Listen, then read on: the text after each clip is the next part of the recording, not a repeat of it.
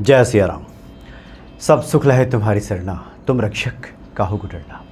हनुमान जी के जितने पाठ हैं उसमें सबसे ज़्यादा जो किया जाने वाला पाठ है वो हनुमान चालीसा है। शीघ्र फलदायी भी है। टीकाएँ भी इस पर खूब लिखी गई हैं। संतों के मत भी हैं कई प्रकार के हनुमान चालीसा को लेकर के। नित्य नए रहस्य उजागर होते हैं अगर आप इसका पाठ करें, चिंतन मनन करें तो। चित्रकूट में जो कामतगिरी के पीठाधीश्वर हैं राम स्वरूपाचार्य जी महाराज, वो एक बार बता रहे थे कि जब संत जन आपस में मिलते हैं, बैठते हैं, तो चर्चा होती है रामचरितमानस पे, सुंदरकांड पे, हनुमान चालीसा पे। और चर्चा में, चिंतन में कई ऐसे रहस्य खुल करके सामने आते हैं जिसके बारे में लगता है कि अब तक तो ये जाना ही नहीं गया, इसके बारे में तो सुना ही नहीं गया था। यानी नित्य नई बातें हनुमान चालीसा और रामचरितमानस में देखने को मिलती है। जितना आप पढ़ेंगे, जितना चिंतन करेंगे, उतनी ही नई बातें सामने आती चली जाती हैं। इसलिए रामचरितमानस, हनुमान चालीसा आज भी प्रासंगिक है। प्रासंगिक का मतलब यह है कि आज के संदर्भ में भी इसकी उपयोगिता है। और जैसे जैसे लोगों के जीवन में चुनौतियां बढ़ेंगी, परेशानियां बढ़ेंगी, वैसे वैसे इसकी उतनी ही आवश्यकता महसूस होगी।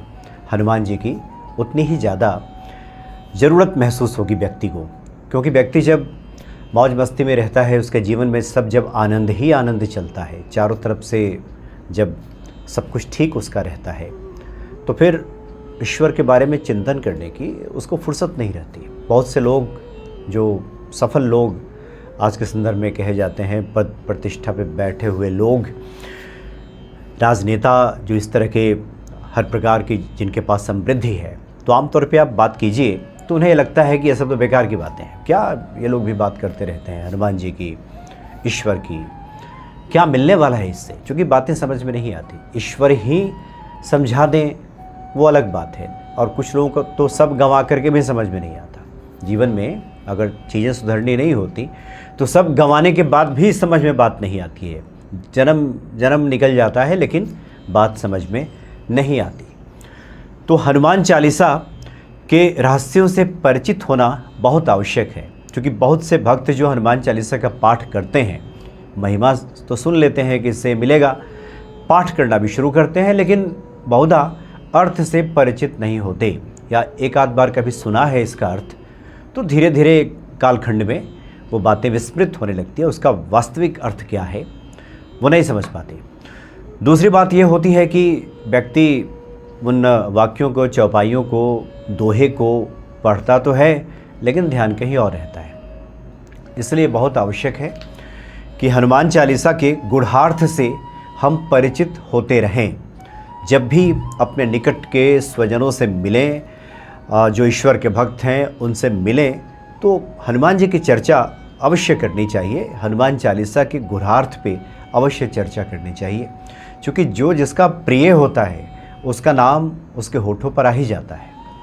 आधे घंटे की आप बातचीत करें, जो जिस विषय को पसंद करता है, जो जिसका प्रिय है, उसका नाम लेगा ही लेगा।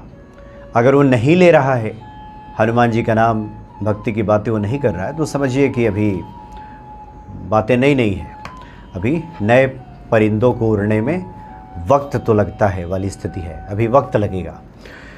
तो अगली कड़ी से हम हनुमान चालीसा को लेकर भी चर्चा करेंगे, उसकी चौपाइयों को लेकर के, क्योंकि काफ़ी दिनों से कुछ लोग लिख रहे थे कि इस विषय पे भी पहले एक बार बातें हुई थी, आज से लगभग 1.5 साल पहले।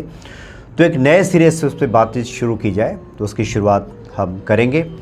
आज हम कुछ महत्वपूर्ण प्रश्नों का भी लेते हैं। एक प्रश्न है, कमेंट है जो इन्होंने लिखा है उदय पाल सिंह रावत जी ने।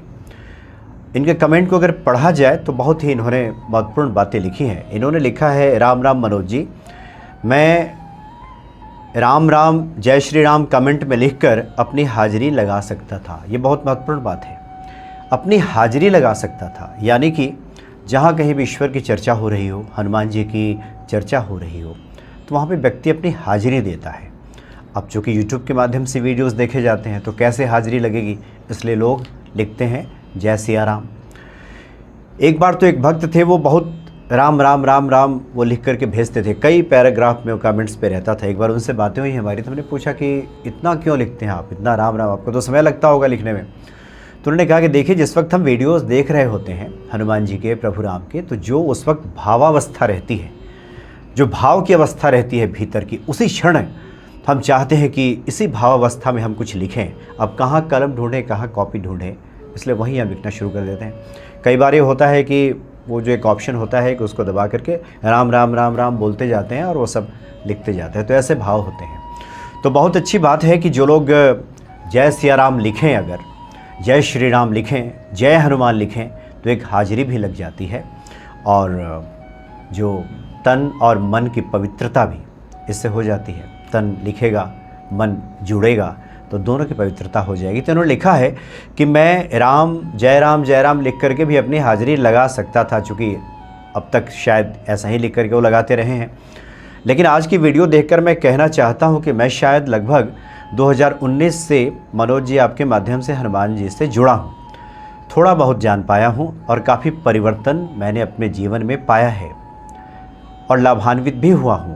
आपके माध्यम से सभी व्यूअर को बताना चाहता हूं कि जब आप मनोज जी की निरंतर सारी वीडियो देख लेंगे, मनोज जी की क्या, हनुमान जी की, इस चैनल पे हनुमान जी की सभी निरंतर सारी वीडियो देख लेंगे जो मनोज जी ने भक्ति चैनल के माध्यम से लोगों तक पहुंचाई है, आपके प्रश्नों के जवाब भी मिल चुके होंगे और भक्ति भाव भी बढ़ जाएगा। एक पॉजिटिविटी आपके भीतर आ जाएगी। सच्चे मन से ध्यान एकत्रित कर साथ में नियमित हनुमान जी की सेवा और पाठ करते रहें। हनुमान जी की कृपा से आपका ऑरा भी ठीक होगा और लाभ निश्चित मिलेगा, ऐसा मुझे पूर्ण विश्वास है। क्योंकि ये लगातार सभी वीडियोस देखते हैं और इतना तय मानिए कि जो बड़े बड़े संत हैं, सिद्ध साधक हैं, संत हैं, पंडित जी हैं, आचार्य हैं, लगभग उनके वीडियोस लगभग 1500-1600 वीडियोस हैं हनुमान भक्ति पे। जब जब समय मिले अगर देखा जाए तो बहुत से जो प्रश्न मन में उठते हैं उसका उत्तर तो मिलेगा ही। इन वीडियोस को भक्ति भाव से देखा जाए तो हनुमान जी की ऐसी कृपा होगी कि उनके प्रति भक्ति बढ़ जाएगी और जो कुछ व्यक्ति की चाह है, जो इच्छा है, वो सब पूरी हो जाएगी। इतना तो बिल्कुल तय मानिए।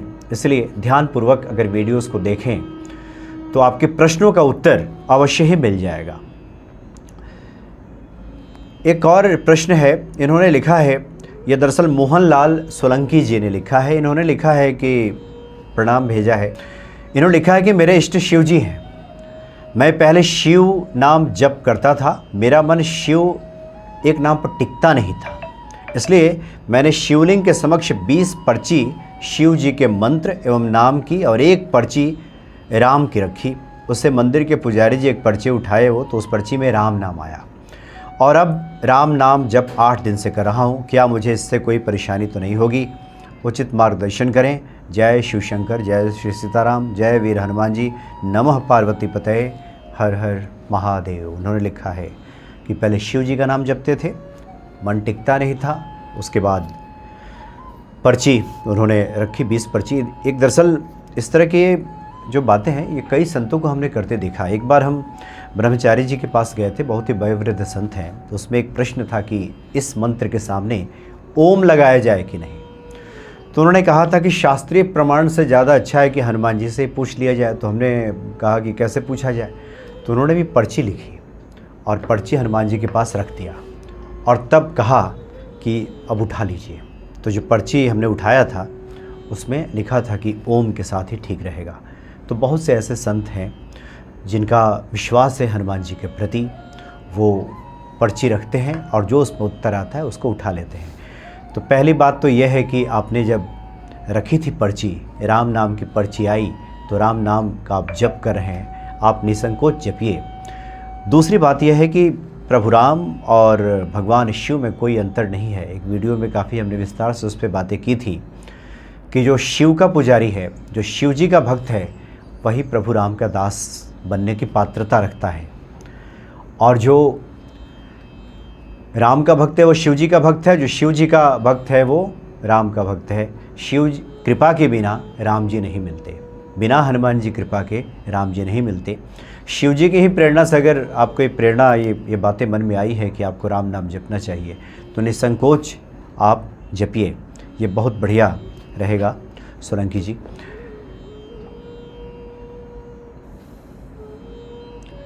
अजय शर्मा जी ने एक इसमें कमेंट किया है कि जय सिया राम मनोज भैया, जनवरी 2024 से मुझे अपने वर्क में प्रॉब्लम आ रही थी। फैमिली में भी मैं हनुमान जी को पहले भी मानता था।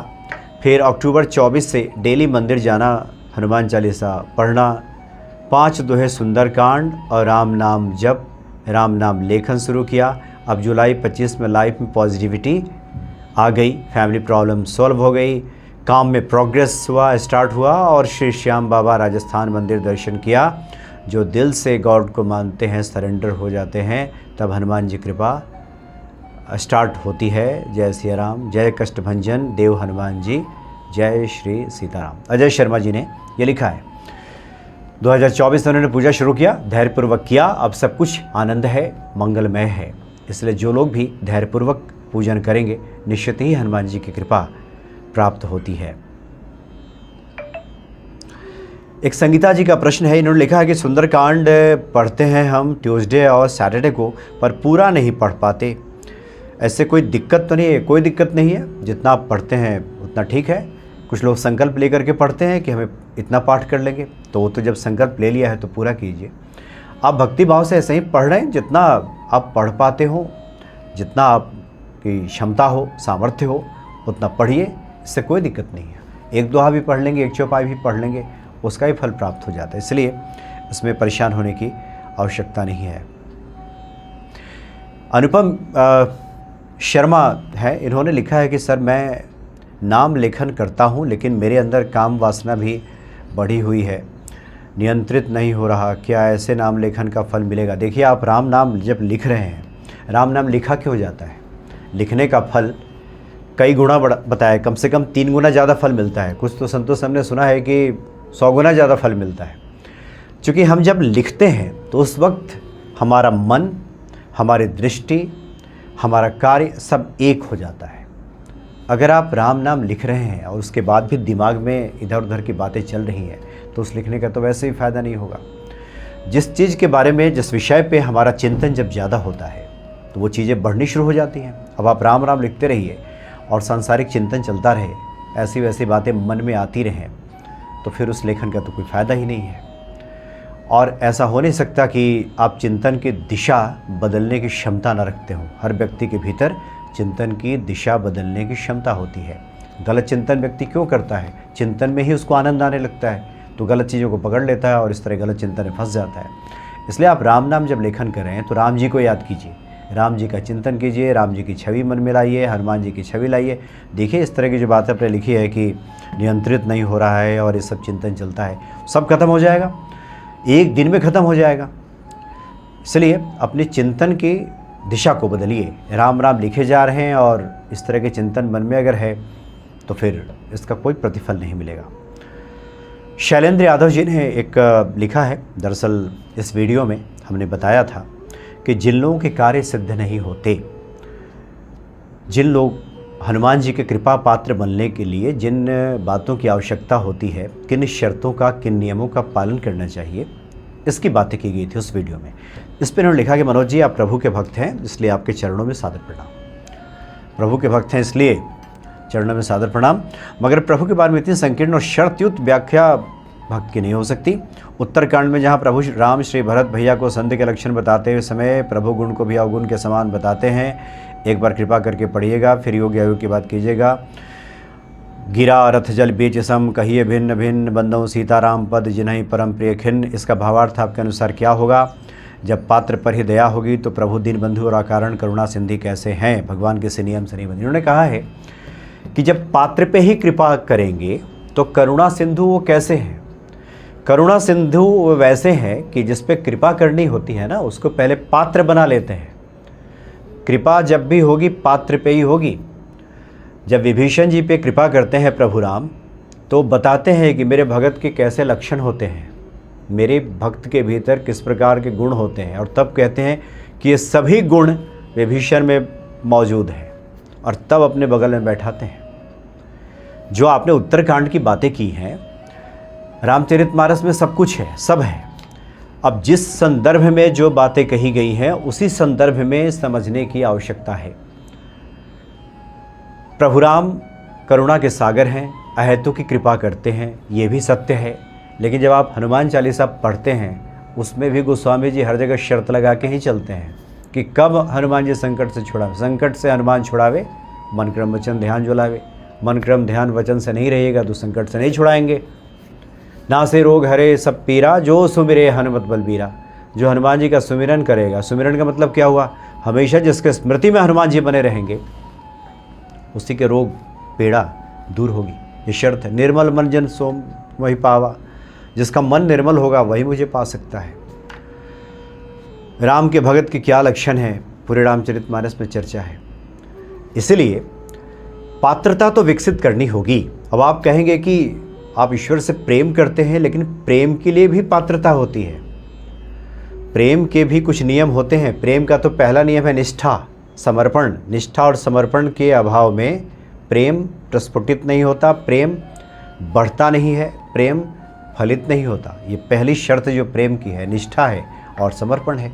ये निष्ठा कैसे आएगी, समर्पण कैसे होगा, ये भाव कैसे बनेगा, यही बातें उस वीडियो में की गई हैं। इसलिए जिस संदर्भ में जो बातें कही गई हैं उस संदर्भ में समझने की आवश्यकता है। क्योंकि जिन लोगों के सुंदरकांड पढ़ने से, रामचरितमानस पढ़ने से काम सिद्ध नहीं होते और वो जाकर के किसी आचार्य पंडित से पूछते हैं तो वो लोग क्या बताया जाता है वहाँ की, भाव से पढ़िए, भाव बनाइए, प्रेम कीजिए, श्रद्धा लाइए। तो लेकिन आएगा कैसे, क्या मेथड है इसका, क्या तरीका है श्रद्धा बढ़ा लेने का, कैसे हनुमान जी हमेशा चिंतन में रहेंगे, ये भी तो एक प्रोसेस है। मान लीजिए आप कहते रहिए श्रद्धा लाइए, वो सामने वाला कहेगा आपको क्या लगता है कि मेरे अंदर श्रद्धा नहीं है, मेरे अंदर भाव नहीं है, तो फिर वो तो बहस हो जाएगी कि आपको कैसे पता कि मेरे अंदर भाव नहीं है, श्रद्धा नहीं है। तो इसका तो उत्तर यही है कि अगर श्रद्धा और भाव होता तो आपका काम हो गया रहता। और श्रद्धा भाव अगर नहीं है तो श्रद्धा भाव बढ़े कैसे, इसके बारे में भी तो बात होनी चाहिए। उसके प्रोसेस बताए गए हैं कि ये चीज़ कीजिए तो ये चीज़ें इस तरह से हासिल हो जाती हैं। और नहीं तो फिर ऐसे तो श्रद्धा लाइए, भाव लाइए, और वो व्यक्ति है कि 6 महीने, साल भर, 2 साल बीता जा रहा है, अब वो समझ ही नहीं पा रहा कि श्रद्धा लाते कैसे हैं, भाव लाते कैसे हैं, हनुमान जी आएंगे कैसे। तो पहले तो उसके चिंतन की दिशा को बदलनी होगी। जो उसके दिमाग में जो चिंतन चलता है, उस चिंतन के तरीके को, उसके चिंतन में क्या आ रहा है, उसको बदले बिना तो भाव बदलेगा नहीं। तो उस स्तर पे भी बहुत आवश्यक है। नहीं तो सीधे शब्दों में तो कह दिया जाता है कि भाव लाइए। अब भाव कहाँ से लाएं, भाव कोई बाज़ार में तो मिलता नहीं है कि लाएं। अब बहुत से लोगों को जानते हैं, उनका कई साल निकल जाता है, उसका प्रतिफल नहीं मिलता और एक ही उत्तर वो बार बार सुनते हैं। ये दो ही तो उत्तर है जो मिलता है लोगों को। कहते हैं लोग आपका प्रारब्ध से होगा। जब कुछ नहीं मिलता कहने को, बताने को, तो प्रारब्ध होगा। अब वो बेचारा कहाँ पुराना जीवन अपना खंगाले, कौन सा पोथी निकाले कि पता चले कि प्रारब्ध में क्या था। फिर चुप। दूसरा, आपका भाव नहीं बना। अब भाव नहीं बना तो अब कैसे बनाए, उसको पता ही नहीं है। इसलिए उस प्रोसेस की उसमें बातें की गई थी। आगे की वीडियोस में भी हम प्रोसेस की बातें करेंगे। अभी तो हनुमान भक्ति पे उसमें हनुमान चालीसा की बातें होंगी, लेकिन दूसरे चैनल पे हम उस प्रोसेस की ही बातें करेंगे कि किस प्रकार से प्रोसेस हो, ये प्रक्रिया क्या हो, जिससे कि किसी व्यक्ति के भीतर भाव बनता है, ईश्वर के प्रति भक्ति बढ़ती है, संसार के चिंतन की जगह ईश्वर चिंतन शुरू होता है। उसका प्रोसेस क्या है, उसकी प्रक्रिया क्या है। एक कुछ तो चीज़ें बाय डिफ़ॉल्ट आ जाती है, ऐसे ही आ गई, अपने आप आ गई, पता ही नहीं आ गया। और नहीं आया तो फिर क्या करेंगे, उसके लिए प्रक्रिया है। उसी प्रक्रिया में उतरेंगे और करेंगे तो निश्चित ही हनुमान जी के हम कृपा पात्र बन जाएंगे। एक और सवाल था किसी का, अब इसमें शायद इसमें ध्यान नहीं आ रहा, लेकिन एक प्रश्न था कि हम हनुमान जी कृपा पात्र कैसे बने। तो कृपा पात्र बनने की जो प्रोसेस है उसी की बात उस वीडियो में की गई है कि क्या प्रोसेस है, कैसे हम अपने दिमाग से हानिकारक विचारों को निकालें, निगेटिव विचारों को निकालें। बाहर तो हमने सब ठीक कर लिया, कपड़ा बिछा दिया, हनुमान जी को विराजित कर दिया, लोटा रख दिया, जल रख दिया, दिया जला दिया, फूल पत्र सब, मिष्ठान विष्ठान सब रख दिया, पाठ भी कर लिया, सब बाहर बाहर हो गया। अब बाहर है तो भीतर भी तो है, अब भीतर का कैसे बदलेगा, इसकी बातें उस वीडियो में की गई थी और आगे भी हम इस विषय पे बात करेंगे। तो निश्चित ही जो लोग निरंतर हनुमान जी के चिंतन में रहते हैं उनका कार्य अवश्य सिद्ध होता है और हनुमान जी के कृपा पात्र बन जाते हैं। जय सिया राम।